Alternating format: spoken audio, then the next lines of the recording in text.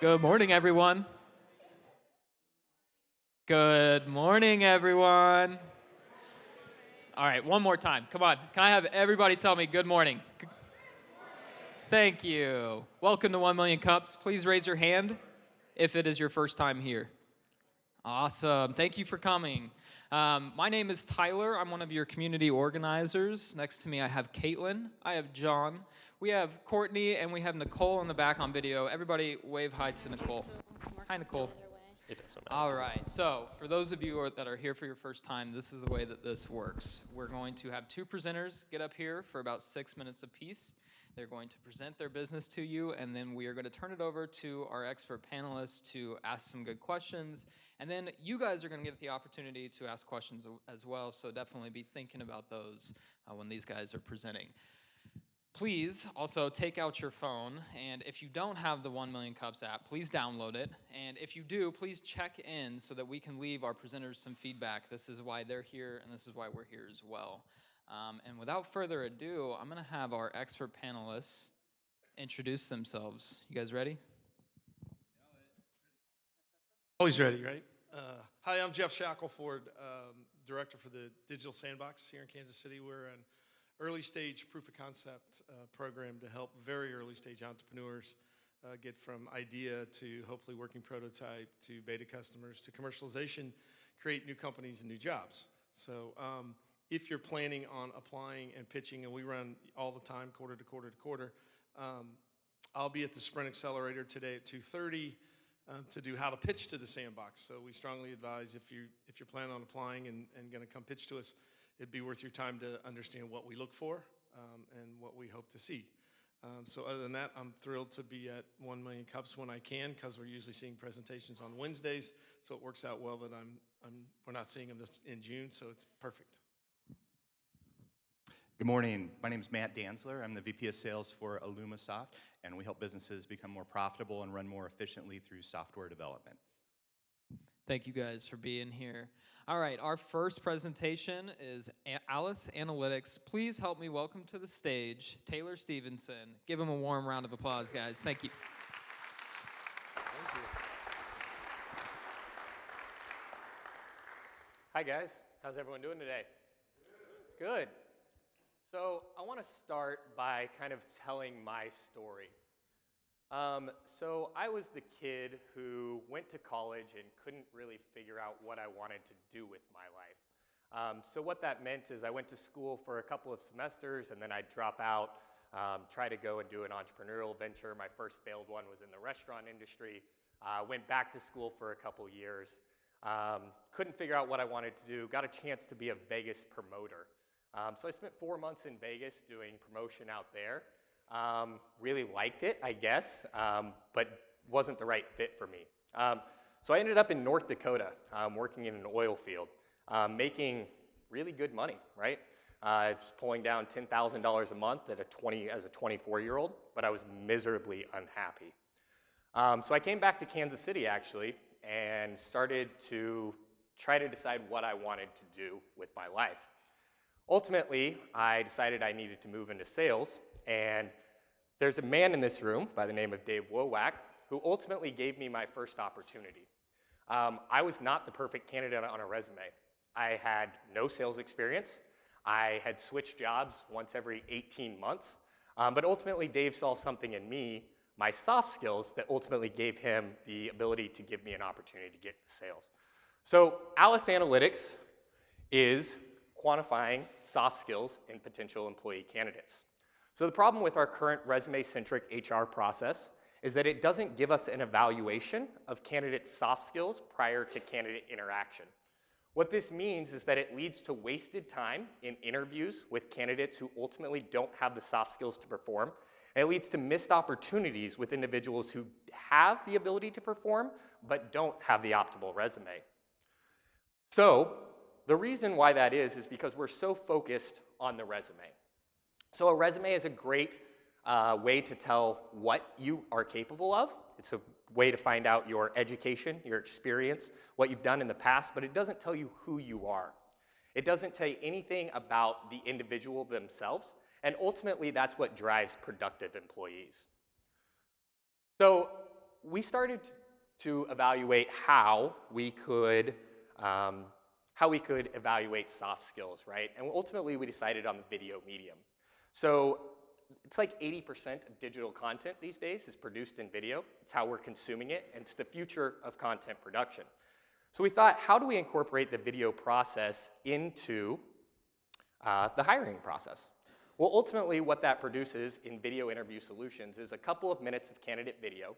And if I'm an HR recruiter, that means that for every resume that comes in, I have 2 minutes of candidate video. So we can watch that candidate video, right, if there's 1, 5, 10. But at scale, if we have 100 candidates submitting that, that's 200 minutes of additional video to watch. It's a huge issue and something a human being can't do.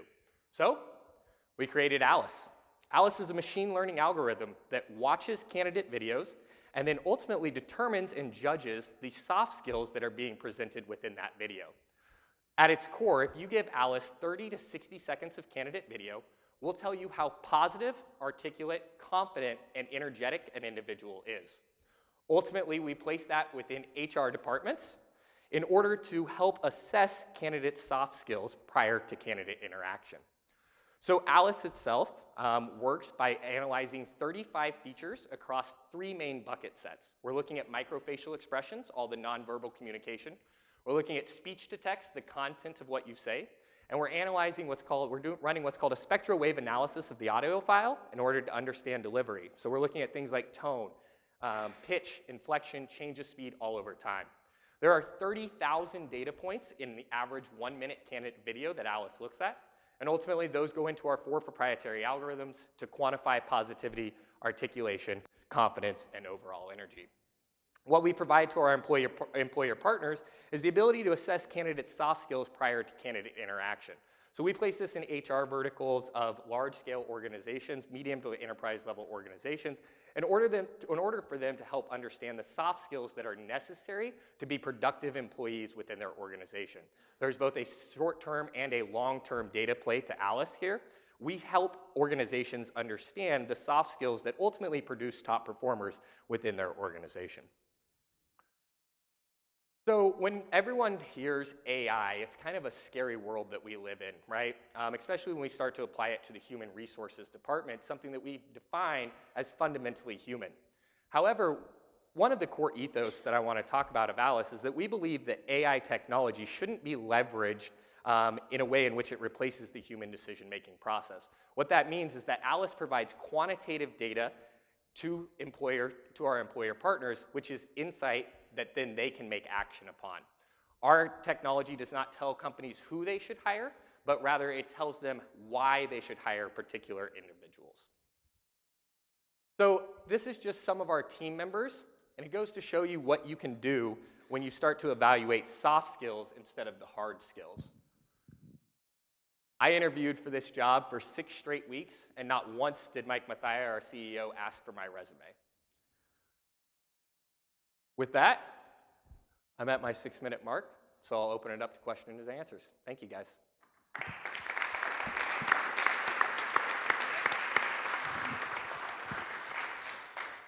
Take it away, experts. So can you talk a little bit about a couple of things? Your team and who's kind of the expert in the analysis side of this, and then anything you protected IP-wise, proprietary, or is this kind of common research just being used in a different approach? Okay, so the team itself, our founder, Mike Mathia, has 20+ years in the HR department. Worked for a construction company in Wichita called Donlinger Construction, and decided he wanted to do something bigger than that. So he conceptualized the idea. He's the one that founded it. Jason Taves, our VP of Technology, is a mathematics major, ultimately the one who wrote the algorithms, guy who's way smarter than me. And I'm the guy who sells the products. So we also have 2 other members of our team. We've got a social media manager whose job is much more than social media.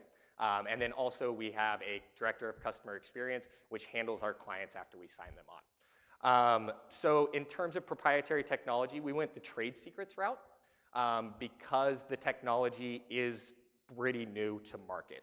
So we did not protect it IP patent-wise because we wanted to not let the market know what we were doing until we were out to market. So we launched the product 9 weeks ago. We at this point, are starting to see some market traction, and it'll be interesting to see who else on the market is developing technology like this.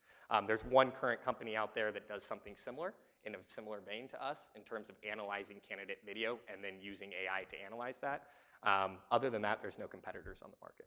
So, to answer your question? Nice job. So a couple questions. So you've come up with this algorithm. How do you validate that? How do you know that it's Yeah. real? So we trained our data set on 36 million data points.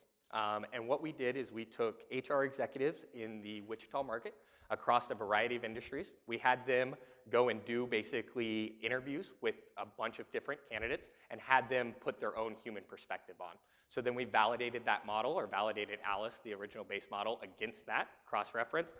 So Alice was within one standard deviation 84% of the time in that original test case. As a machine learning algorithm, it's not perfect yet, but it will continue to get better and better over time. So I know you've got this extensive period of time you've been selling it. You said 8 weeks now? Or 9 weeks, yeah. 9 weeks. I guess this is technically week 10. Okay, so extensive time period. You've learned everything you need to know about selling it.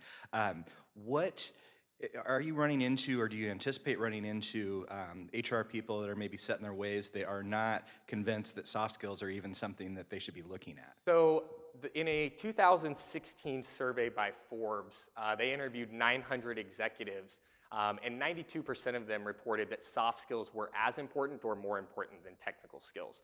That same group said that 86% of them said that they couldn't find candidates with the right soft skills. So I think you're seeing the HR department switch over from a technical side to more of a soft skill driven role. I think companies are starting to recognize that people can't be treated as spreadsheets. However, within the HR department, what we're seeing is that the HR department a lot of times can be a cheerleader. It can be a green light or a red light for us. So there's certain deals that I have already been hung up on because the HR department doesn't want to incorporate a video interview solution. However, what we're seeing is that the buying decision is being made by a COO, CFO, or a CEO because there is both the short term of the HR department utilizing this. There's also the long-term data play of helping companies to understand their human analytics. Ultimately, that leverages and allows companies to be competitive as they move forward in the market. As the market continues to heat up, unemployment rates are dropping, and talent acquisition and talent retention is becoming a very hot topic in HR. And so we believe that ultimately that's kind of how that's the pitch. The short term to the HR department, how do I make your life easier? Well, ultimately, we hope to be able to increase or decrease your cost per hire, decrease your time to fill. The long-term data play, though, is helping companies understand the soft skills that make perfect employees within their organization. So real quick, Yeah. how do you price this? I mean, not only that, but I mean, are you targeting particular industry? Are you targeting particular size customers? So our sales strategy is a geographical one at this point. So we've got 8 target markets we're going after, including Kansas City, Lincoln, Omaha, Denver, Dallas, Austin, Oklahoma City, and Tulsa. We look for organizations with 500 employees or more. Ultimately, what we want is 50 hires or more per year with an applicant flow of 50 per position. That's where you're really going to see the ROI on the technology. We're targeting specific verticals. So while soft skills are important to every single industry, they're especially important for industries that have forward-facing customer employees. So we're looking at retail, hospitality, healthcare, insurance and financial services, and then customer service, so think call centers. So those are 6 verticals that we're chasing right now. As soon as we have the proof of concept models within those verticals, we'll go out and chase those verticals as strongly as we can. So pricing is based on the total number of hires and then basically the total number of applicants. So we have priced this solution anywhere from $3,000 a year to $75,000 a year in these early partner pilots. We know that HR tech and AI is a very new market. So we're 7 years out from full market adaptation, which we define as 40% of the Fortune 500 looking at a solution like ours, which means only 3 to 5% of our target market is actually making a buying decision on this technology in 2018. So what we're doing a lot of right now is trying to establish pilot partnerships, especially within enterprise-level organizations, where we can do a proof of concept within their organization on a 1-year contract and then expand that to their full operations. So. All right, we are going to go ahead and turn it over for audience questions. Thank you, I've got one here in the center. Hi. Why HR and hiring with this technology? As a marketing professional and a speaker, I can see a lot of application in both of those. Yeah, absolutely. So part of that comes from our CEO and founders, 20 plus years in HR experience. HR technology is also really hot in the market right now. However, I guess the bigger picture is that this technology can be applied to a lot of different verticals. If there are other opportunities for us to explore as we continue to met out the technology, we'll absolutely explore those verticals. So we're open to any ideas that people have, collaboration with other companies or startups in terms of applying this technology to something different. We believe that the HR department is our quickest path to revenue, which will ultimately allow us to continue to develop the technology and make the gains that we need to keep the company alive. Question on your left. Yep. How do you avoid bias and exclusion? Wichita is not known as the bastion of diversity. Correct. And that's how you built your algorithm. And plus, with changing demographics, what may be an acceptable soft skill now for 75% white audience may not be for 50% white audience. Absolutely. So we are currently working on a study through Michigan State to prove that Alice's technology actually removes bias from the process. What I will tell you is that the general consensus is that AI technology is in fact removing bias because it's it's giving quantifiable data to the human decision-making process. So we've kind of got a threefold response. So we're proactive about EEO concerns because it comes up in almost every conversation that we have. So what I'll tell you is that your resume is not in fact 100% protected class blind. I can take a look at your name and make ethnic or gender assumptions about that name. I can look at your length of work history or college graduation date, and I'm gonna make an assumption about your age. In today's day and age, I can also Google your home address and figure out how and where you live. However, we will contend that our soft skills are in fact 100% protected class blind. Your positivity, your articulation, your confidence, your energy are not dependent on whether you're a man or a woman. They're not dependent on whether you're 25 or 55, and they're not dependent on the color of your skin. I can tell you that I didn't build the algorithms themselves, but that is a key concern that we've been addressing, and one we will continue as we move forward. So one of the things that our next hire will be is a data scientist, and we'll ensure that we're trying to remove that bias from the process. It's absolutely something that is at the top of our radar. As we start to expand, so like you said, Wichita is not the bastion of diversity that a lot of other communities are. We understand that there's cultural differences, especially, even just geographical differences. And so we'll start to tweak our algorithms based on what we see as we go to market. Question in the back. Okay, like somebody like me, I'm lousy on video and my audio sounds awful. We record me. So I see this kind of like plus I'm disabled. I see this kind of way kind of put me out of job, put me out of appeal, uses technology, and I out of a job. They won't hire me because on video I don't sound and act, or my voice don't sound like in real life. So how is your program going to keep people like me who are disabled from being out of a job? So two things I'll say. So one, no matter what process we put in place, no matter what hiring process we put in place, there's going to be candidates that are advantaged and disadvantaged based on that process, right? So there's people who interview really well. There's people who don't interview very well. There's people who talk on the phone very well. There's people who don't talk on the phone very well. So no matter what your hiring process is, there's going to be certain candidates that have a strategic advantage. There's going to be ones that don't. However, the video medium is of the future. We believe that it's the update to the cover letter, and we're going to start to see organizations all across the spectrum start to incorporate video interview. What I'll tell you is that we actually believe that video technology gives candidates, protected class candidates, an opportunity to share their story. So what Mike found out in his HR department role is that most candidates were disenfranchised by the idea that they'd send in a resume and 15 minutes later, they would get a rejection letter. Basically because keyword ATS scan, all they're doing is looking at keywords. If you're smart about the way you build your resume, you just put keywords from the job description, you're gonna get through that process 90% of the time. But that's not an opportunity to find out who you are. So what I'll contend is that while you don't believe that you are capable of doing video, I'll contend that if you were to go through Alice's technology and utilize our system, that you're actually going to see more opportunity for yourself than less opportunity. I've got a question on your far left. Yep. Right over here.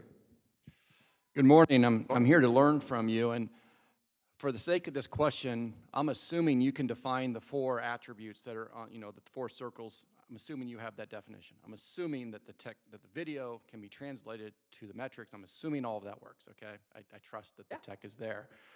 What I'm curious about is how those 4 pieces of information, the positivity, the articulation, the confidence, and the energy, add value in the hiring process. I'm a little skeptical, quite frankly, but I may not be your target customer. So what I want to learn from you this morning is, what have you done either prior to launching, I think you said 9 weeks ago, in discovering why your customer would care about the metrics on these 4 measurements, or what you're learning now to find out the value of the business model? That's what I want to hear from you. Absolutely. So it's a great question. Everyone asks why these 4 soft skills, right?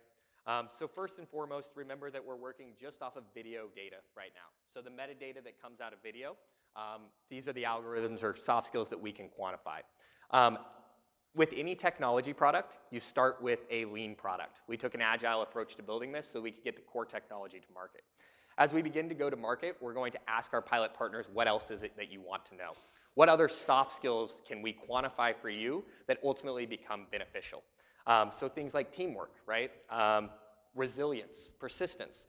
These are all things that maybe want to be quantified, but we didn't want to spend a bunch of money building out a technology product that ultimately nobody wanted.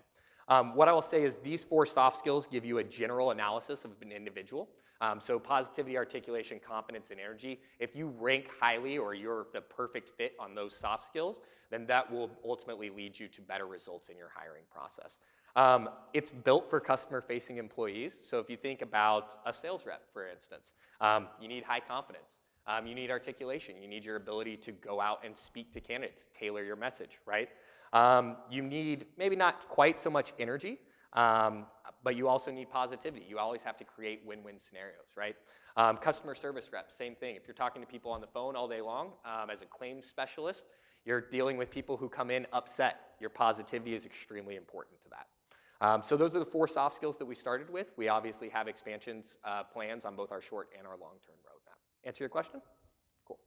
Question in the front right. Yep. Fascinated by the AI technology and all the applications that it can do. How does language play in? For one, different languages. How do dialects play in? How does accents play in? Because all of those things and where the person grew up is going to change. What type of confidence is important? And then doubling down on that, industry specific. If I'm selling to a farmer in the middle of Kansas, my energy and the way that I talk to that person, my articulation is probably going to change based on subject matter, as opposed to selling to somebody in Silicon Valley on AI. Yeah, so what I'll tell you is that we didn't build the facial recognition software, right? We didn't build the speech-to-text component. We have industry partners that are enterprise level. So these are already existing on the market today. They're how we can incorporate new languages, new accents, English as a second language, those type of things. We haven't necessarily tested that out yet because we don't have international pilot partners. But as we move forward with the technology, we'll continue to evaluate those options. Your second point about culture, change in your target market and how you want to address them, ultimately on our long-term roadmap, you're going to see the algorithms change based on industry, right? So geography, industry. We once again built the lean product. So we're 18 months into development and well over 6 figures into this technology. So we wanted to make sure that we put a product out on the market, we get market traction, prove market viability, and then continue to grow the product. So all of that is on our long-term roadmap. If you've got any connections into international companies who may be willing to test the product, we'd love to use them as a proof of concept model within our organization. So I've got a question for you in the center. Good presentation. Thank you. I really appreciate it. I'm wondering if this is a one-way technology or if it goes both ways. For example, you said the pricing is $3,000 to $75,000 for a company. If somebody here in the audience like me or somebody else looking for a job and wanted to really improve their presentation, is it available that way, and how have you priced that? right now it is a strict business-to-business play. We do not have a business-to-consumer model yet. However, that may or may not be on our long-term roadmap. We want to increase our number of users and ultimately empower candidates to feel like they're getting an opportunity to tell their story. If and when we get a significant number of users, there may be some sort of scenario where we partner with an organization to help teach soft skills, exactly like you're asking about. Right now, that is not in our business roadmap, but it's something that may be on the long-term roadmap. Answer your question? Another question in the middle. Yep. Yes, two-part question. That may be redundant, but would you go over the whether the disclosure to the employee candidate and how the videos are actually put together for analysis? Yeah. So what we're seeing is so I'll answer the first question. Yes, candidates do know that they're doing a ALICE video, and they know that they are being judged on those soft skills. What we're seeing with most of our pilot partners is that this is step 2 in their process. So the resume comes in, we send an email that says, hey, thank you for sending in your resume to XYZ company. It really, we really appreciate knowing what you're capable of, and that's what your resume tells us. However, we're also very interested in who you are as an individual. So give us an opportunity to tell us your story. What we're doing is we're tailoring that question to the specific industry, the specific job, the specific role within an organization. So we ask that question. The candidate then utilizes our software. So you either use our web-based platform or our mobile-friendly web platform. So as long as you have access to a smartphone camera or a webcam, you can utilize our technology. I've got a question in the center. Enjoyed your presentation. My question is, if I spend $75,000 as an HR person, I understand you've got an ROI model that you've created. What kind of savings does that create, and what kind of data did you use to go ahead and put those positions into proof? So I wish I could have a data set and give them to you right now. 9 weeks after launch, I don't have that data set yet. It would make my job a lot easier. So the key KPIs that we're going to affect: cost per hire, time to fill, retention rate, quality of applicant. So depending on the industry, we may focus on one or more of those. High turnover industries, retention rate is the big one there because companies are spending $5,000 to $10,000 to $60,000 per trainee. Ultimately, we believe we'll drive down cost per hire and time to fill by utilizing this technology. What we're saying now in the short term is that if I have 100 applicants, I have no opportunity to interview all of them, right? So I may make contact with 25 of them. I may schedule 10 of those for in-person interviews. If you've been in HR, out of those 10 interviews, you may make 1 hire, right? If we can drive that initially to 3 hires, 5 hires, we've given you your ROI. Now, ultimately, we're going to have a proof of concept model sometime in the next 6 to 9 months within specific industries. Then we just go out and I can give you that data set. So not there yet, but we will be there soon. Question in the middle. Let's say I'm one of your $75,000 a year clients, and I come to you and I want an assistant CFO.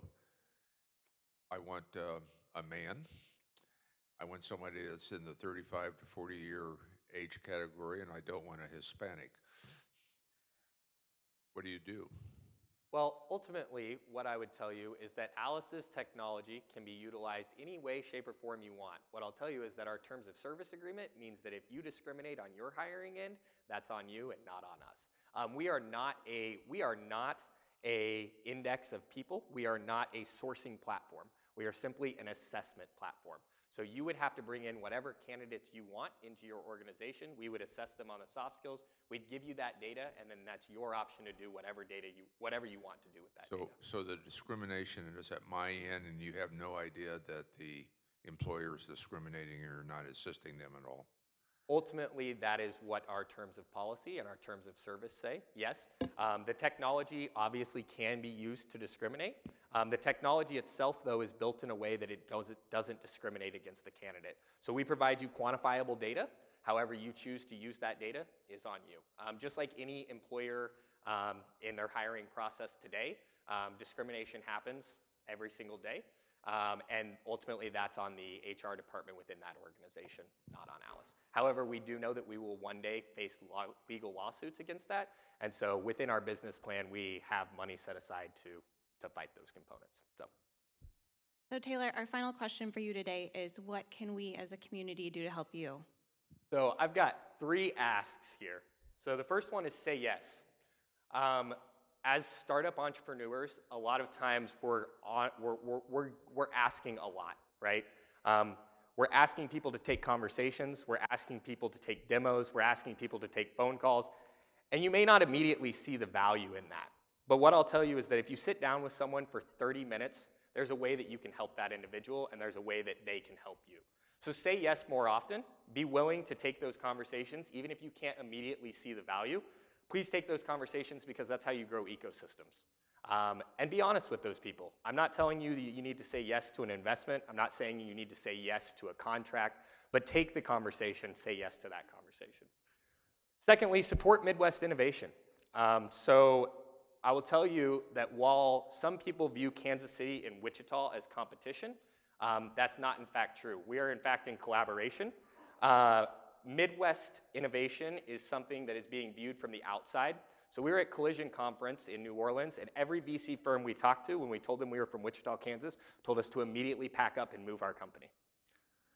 So what that means is that they probably have the same viewpoint of Kansas City, Omaha, Lincoln, Oklahoma City, Tulsa. We're all in this together. So that brings me to my third point. Join us. Let's be bold together. So if you know anyone in the HR department of companies that fit our target profile, we'd absolutely love to talk to them. But more importantly, I'm asking you guys to join us in Wichita. So if you guys have companies, if you'd like to come down, become a part of our ecosystem. I'm an organizer for 1 Million Cups in Wichita. If you'd like to talk to me about opportunities to come down and present, we'd love to get you more involved. If we can continue this collaboration between Wichita and Kansas City, it'll be mutually beneficial for everyone. Thanks for your time, guys. Thank you.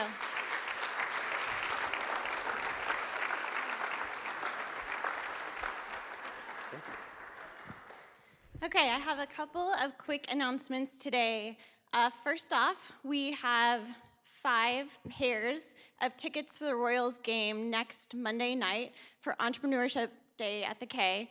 So our question to you is, if you are available and can go to that game that night, will you tweet a response to this question? What makes KC a great entrepreneurial city?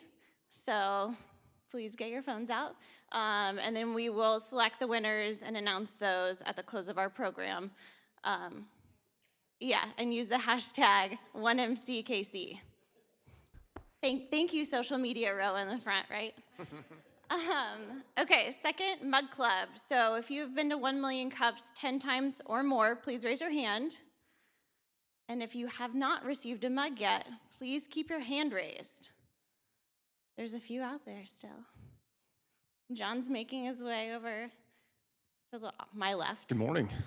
Please tell us your name and why you come to 1 Million Cups. Hi there, I'm Bill Johnson. I come to 1 Million Cups to connect with the. Oh wow, that is fancy. Yeah, you gotta tell us who you okay, are first. sorry, I'm Bill Johnson. I work trying to help other people solve their different problems from ideation to financial, personal. Taking care of personal finance while you're on the road to entrepreneurship. And the reason I come is to be part of the community. Awesome. There you go. Thank you. Thanks, Bill. Welcome to Mug Club.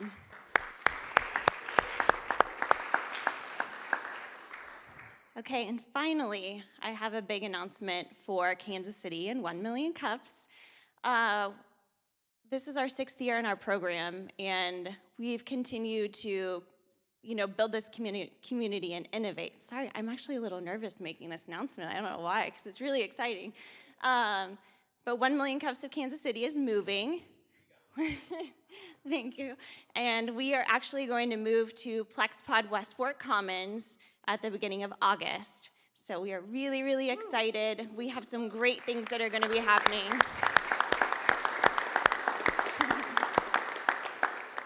And we thank the foundation for all their support over the past 6 years, and we are really excited for this move. Plexpod is really excited to have us. They're going to offer free co-working. The Sundry is going to become one of our sponsors for coffee. And then we also have sponsors of Startland News and KC SourceLink, so we are really, really excited. So please tweet this out. Press release has already been sent out, so it's coming out later today. Oh, yes, and so we will be at the foundation for the next 2 weeks, or sorry, after today. So our final 1 million cups at this location will be June 27th, and then we are taking a summer break, so we're taking the month of July off, and then we'll be back at PlexPod on August 1st. So thank you guys, and we will see you guys there. Ever been over to PlexPod? It's cool. So then I would like to welcome up our second presenter, Anna with NovaQ.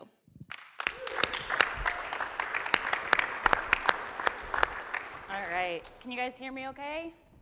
Am I good? All right, sweet. The future is now. The manufacturing industry is in the middle of the fourth industrial revolution, with robotics, Internet of Things devices, and digitization at its core. And while this is happening, we still see 75% of manufacturers utilizing manual data collection processes, like this binder of MSDS, as you see, which was taken at a manufacturer in Iowa. What this means is that these binders are piled next to pieces of machinery, or they're sitting on a bookshelf, or they're just in hard-to-find places, and so making any of the day-to-day processes that an employee has to do, a checklist, a training, cumbersome. Managers can't get good data out of that, and that creates a limited transparency between employees and managers, and it doesn't have to. Let's take Justin, for example. Justin is a manager at a manufacturing facility, and today is not Justin's day. As soon as he hit the production floor, things started to go wrong. The bottle filler broke for what seems like the 100th time this month, and he had to quickly find a maintenance worker to fix it. After that, a 20-year veteran of the company called in sick for the first time ever, and he had to find a qualified replacement on the fly. And then, as he was walking the production floor, he noticed an employee driving a forklift who he's pretty sure hasn't had the proper training, which is definitely a safety hazard. All of this is stressful for Justin, but more than that, it costs him and his manufacturer time and money, which is essentially money squared, when it really doesn't have to.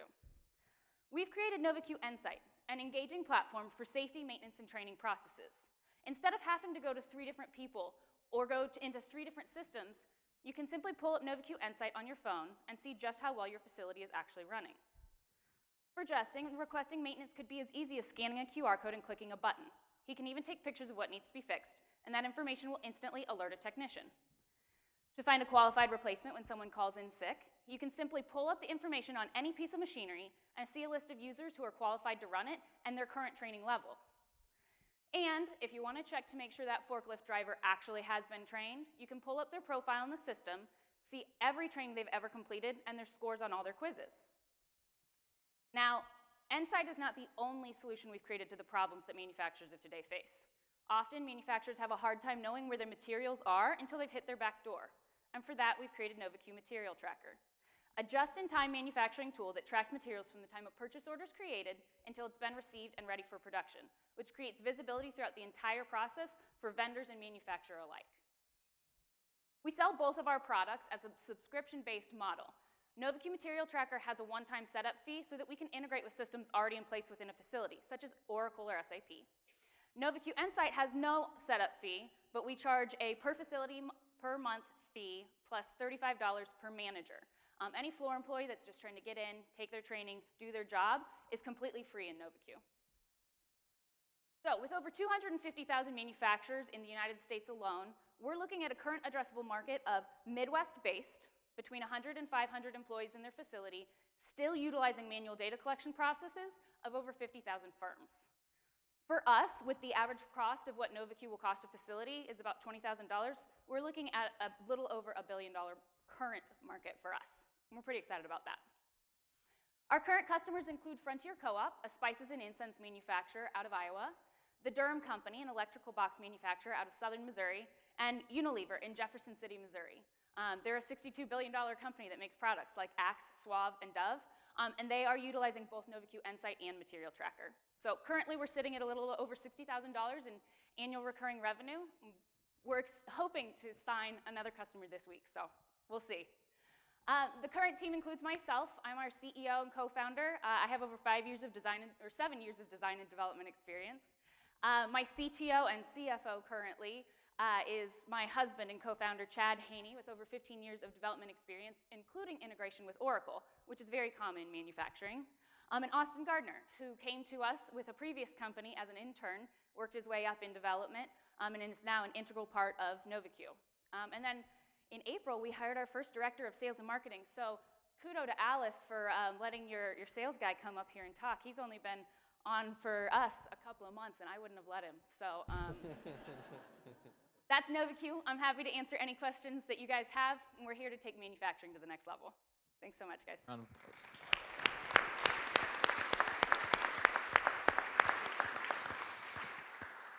So how long has it taken you to get to this point? Kind of a two-part question, just from when you conceived this idea to the version that you have built today. And then how much customization, like when you talk about a Unilever, they've got hundreds of systems in place. So how much customization to bring on a new customer? Yeah, absolutely.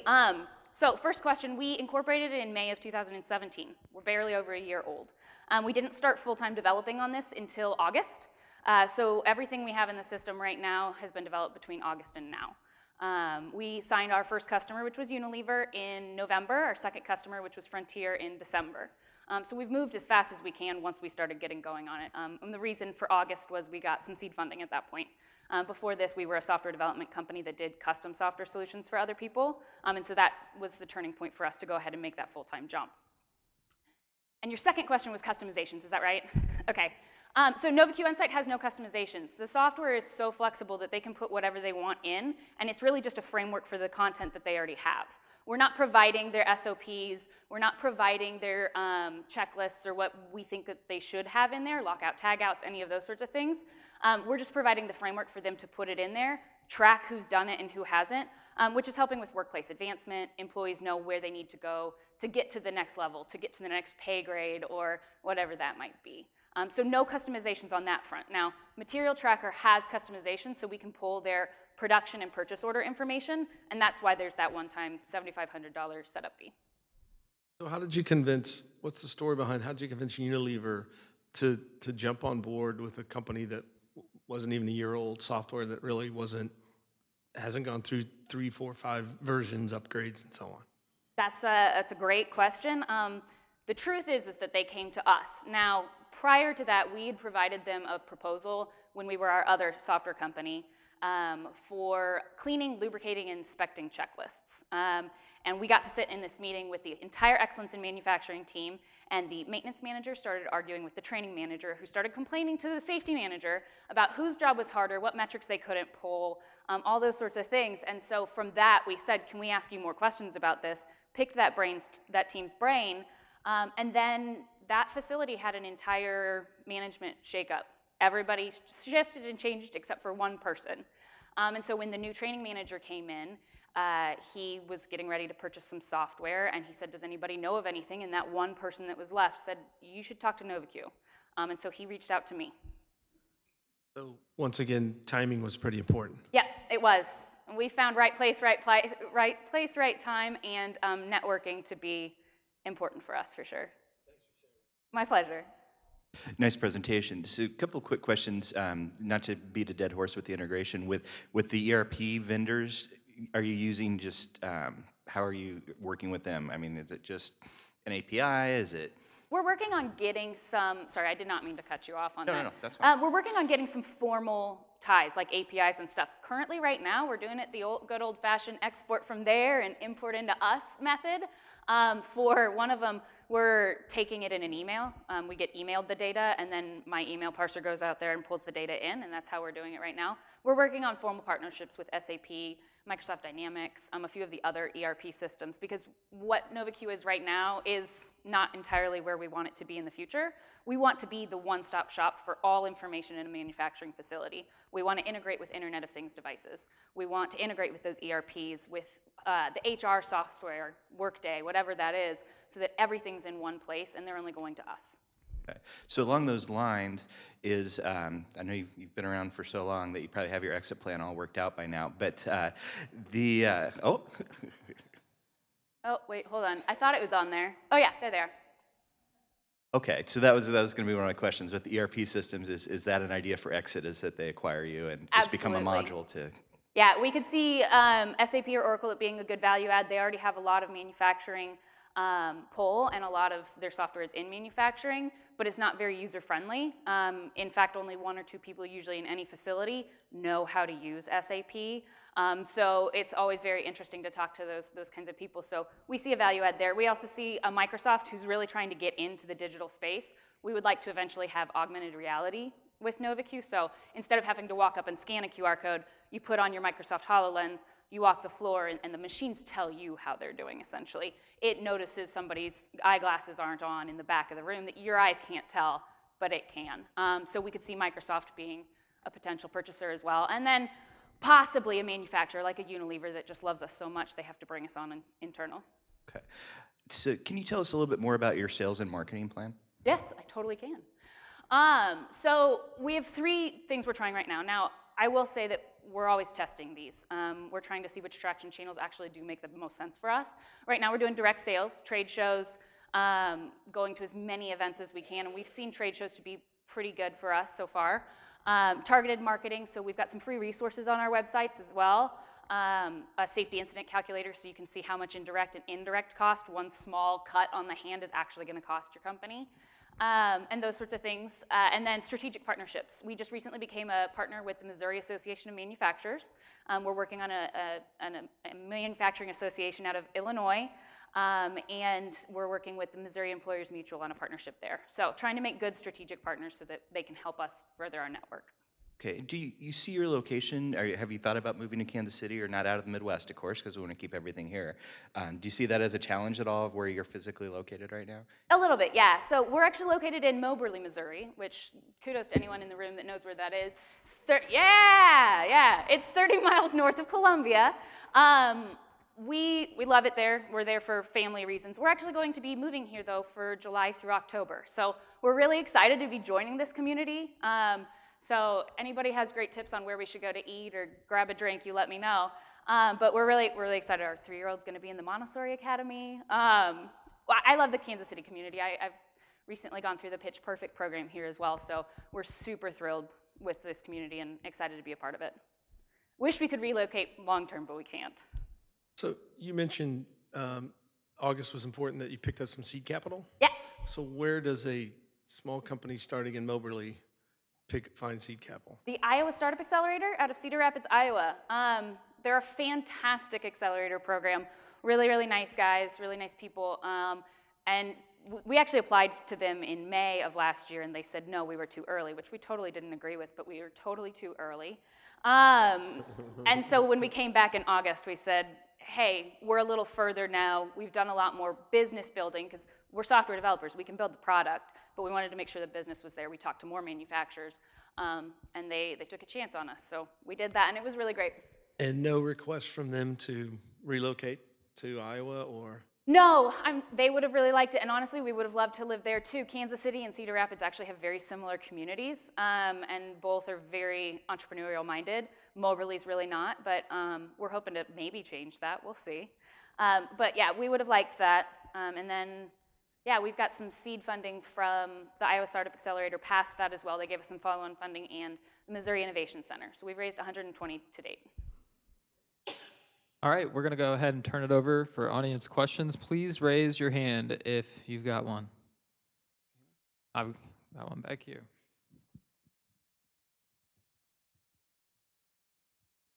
Question in the back.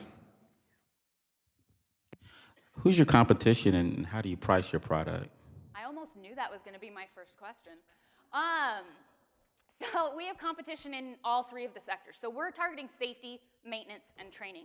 And there's software out there that does all 3. What's different about us from our competition is, only one of our competitors is US-based, and they're in LA. So there's no Midwest-based competition, other than a company from Australia that just moved their first United States headquarters to Kansas City. So that's kind of fun for us, right in our backyard. But none of them have all 3 platforms in one. They are just safety or just maintenance or just training. And there's huge benefit to having all 3 in one, because you can pull super interesting metrics. You can see that the same safety incidents are happening in the same area, that you always have a machine going down, or that it's always a person in that area. So it gives you better analytics. We've also priced floor employees as free. All of our competition are a per seat only basis. which means that managers are paying on a per seat basis for a number that's constantly changing. There is always turnover in floor employees. And then last, we've priced ourselves under signature authority so that any of the managers we're targeting, the safety manager or the maintenance manager or the training manager, can purchase NovaQ without having to go up the chain too far. And we've seen that as a benefit. We're not costing an arm and a leg, and it's good for us. I've got another question in the center. I know you're just doing manufacturing companies right now. Yep. But have you thought about, using it for other companies as well to maybe get them organized? Absolutely. So we have an Excel spreadsheet. For somebody that doesn't like Excel, I have an Excel spreadsheet of about 16 to 20 different sectors we could go into, markets we could go into. We see applicability in construction, transportation, warehousing, educational research facilities, or just research facilities in general. So we see its applicability in other markets. We've started with manufacturing because that's where it's gotten its base, but the software is flexible right now. Anybody that wanted to just track safety, maintenance, and training could come in. It's not just manufacturing. We've got a question in the front. We're kind of color coordinated. I love it. Okay, so you're from Moberly, rural area. Yep. I totally get it. I grew up in Arkansas. What advice do you have for people who have an idea in a rural town and they don't know what their next steps are? Like, how do you keep going? That's What's going on? That is a great question. I say find the closest startup weekend and go to that. Honestly, because I've found Startup Weekend to be just such a great ball of energy. I also really like 1 Million Cups. So Moberly's only 30 minutes away from Columbia. Columbia has a 1 Million Cups. So I think that those are two of the big things. The other is just read. As much as you can read, learn from other people who are smarter than you and have done it before and made stupid mistakes so you don't make the same ones. And especially being from a rural place where there's not a lot going on, reading is a super easy thing to do because you don't have to go anywhere big to do that. I had a question about, there was a slide you had with 3 different things, like with the materials tracker, I think, with the costs. The material tracker was, wait for it, right there. Okay, so if you say the material tracker is the most expensive, does that get you the rest of everything? Is it like an all-in-one, or do you have to basically pick, like I could basically pay for all 3? Is that how the model works? No, and this slide might be slightly confusing, so I appreciate that feedback, and I'll think about how I could redesign it. So these two are both for Ensight. Those are just different levels or tiers to Ensight. Material Tracker is its own product right now. That said, we totally do intend on making it all one product, one platform, but Material Tracker was originally actually built as a one-off solution that we then realized we could sell, because sometimes that happens, and so that's why it's priced differently and it's not integrated. But we're actually in the process of speccing out how to put it into Ensight so it's one cohesive platform. I've got another one for you in the front. And a great presentation this morning. You're an awesome speaker. Coming from the construction industry, I appreciate the fact that you're looking at that industry. I can see the value prop right away. My question is, can you talk a little bit about the onboarding process for a new company, client, integration, and then how are you guys handling support tickets with respect to the technology with your team right now? Right now, each of us takes a day of the week, or some of us take 2 days of the week, and we do support. And we're just on support for that day, and any tickets that come in, we have them. We've got an integrated ticket system through Help Scout that we use internal to the application. That said, we fully understand that in the future we're going to have to scale up on customer service and customer support so that we have dedicated people to that, and it's not just us. What was the first part of the question? Integration onboarding process. Yeah, absolutely. So with all 3 of our current customers, what I've done is I've gone on site with them and I've said, here is the system and everything you can do in it. Let's start. And so we start and we put in roles, then we put in users, then we put in, sites and areas, locations, and then the assets. And the assets is honestly the biggest deal out of all of it because the Unilevers of the world have 7,000 assets in one facility, and the Durhams of the world have 40. So it's a very wide-ranging thing, but still, those 40 in Durham are older. They're 50 plus years old each. So they're just completely different processes, and I want to know how hard each of those processes are going to be for our customers. That said, with all of our customers, I've spent a day or less than a day on site, and we've gotten them up and running with all the basic information. The training, putting in their own training can sometimes take some time. depending on, again, Unilever has over 2,000 pieces of training materials in the system, whereas, you know, Durham or Frontier doesn't. But they've been good tests for me to see. It's totally doable for them to do it on their own without me there at all. And we intend on building a kind of workflow thing that says, hey, you're new to the system. And so people can do a 14-day trial and do it on their own. But for now, I've been spending about 4 to 8 hours. About how long I think it takes. Question on your back left. So you mentioned in manufacturing, most of these people are still doing it the old school way on paper, manual data, right? Yep. So same thing as selling into HR departments, innovation comes slowly, Yep. right? So can you talk about kind of what your strategy is in terms of education or reaching out to those individuals and convincing people who have always done it the old school way, right? How they've always done it, that an innovative technology solution ultimately provides the best ROI. Absolutely, and I'm glad you asked that question because I'm going to go ask my sales guy when I get home. That exact same question. Tim, if you're listening, that question. Right now, we're not trying to educate them. At this point, we're not focusing on those that are still stuck in that way because they aren't interested in the innovation. We're looking for our early minority, our early adopters that are ready for the innovation or are looking for that innovation. As we get further along and as we start to hit more of the market, that's something we definitely have to keep in mind. And so that's a great question that I get to pass on to somebody else. But I think right now that the answer is we're not trying to educate because a lot of them are looking to integrate. The amount of Internet of Things devices and interconnectivity that the manufacturing industry is bringing, and a lot of them are trying to do, it makes it an easy win for us. That answer your question? Good enough, at least? All right, time for the final question. What can we as a community do to help you? Absolutely. So thank you guys so much for listening. If you could provide me any feedback, either on the app or just afterwards, come up and tell me what you liked, didn't like out of the presentation, what you believe me on, what you don't believe me on, that would be awesome. But more than that, you know, we're always looking for more manufacturers to talk to, other industries to talk to, so construction. If you know people that would be interested in something like NovaQ, I'd love to talk to you or whoever you know about that. And yeah, just enjoy it. Have a great day. Awesome, thank you. Thank you. So I'm going to Crow's Coffee. Crow's Coffee right over here. All right, a 10:45. couple things to And then wrap another up. one. First of all, caffeinators, raise your hands. You're going to plug in at either one. All right, these are our caffeinators. They come every week. They know everything about 1 million cups and everything else, so ask them anything. But find them if you have any questions about 1 million cups after the presentations. And then for the tweet contest, exactly 5 people tweeted. So you each get 2 tickets, and it's Jeff Chapman, Darius Wright, Samuel Gam, Phil Hickman. Was that 5? No, there's only 4. So whoever else comes up to me first gets the other 2.